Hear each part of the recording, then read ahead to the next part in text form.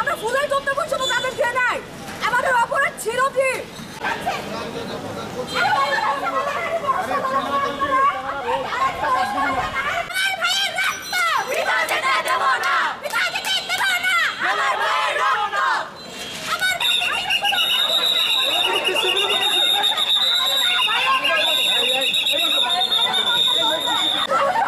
রাষ্ট্রের অধিকার আছে তো, প্রতিবাদ করার অধিকার আছে, রাষ্ট্রের অধিকার আছে।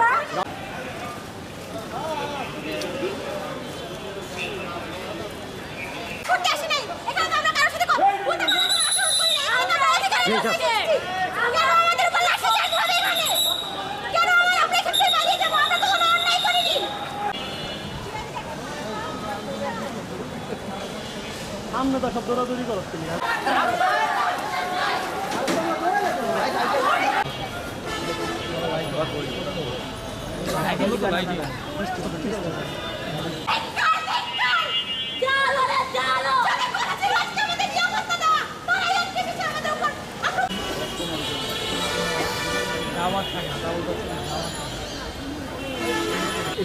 আজকে আমাদের নারায়ণগঞ্জের ছাত্ররা, শিক্ষার্থীরা তাদের সহপাঠীদের মৃত্যুর প্রতিবাদে তাদের শ্রদ্ধা জানানোর জন্য যে একটা কেন্দ্রীয় কর্মসূচির অংশ হিসেবে তারা শহীদ বেদিতে শহীদদের স্মরণে তারা একটু মোম শিখা জ্বালাবে, তাদের প্রতি শ্রদ্ধা নিবেদন করবে।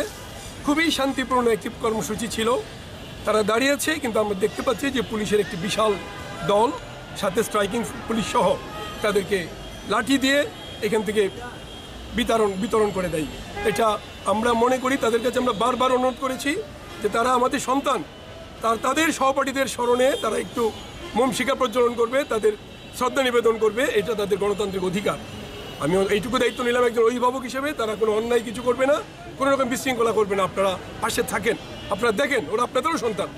কিন্তু কিছুতেই কোনো পুলিশ সেই কাজটি করতে দেয় নাই। তাদের এই কর্মসূচিটাকে পণ্ড করেছে, তাদের উপর লাঠিচার্জ করেছে।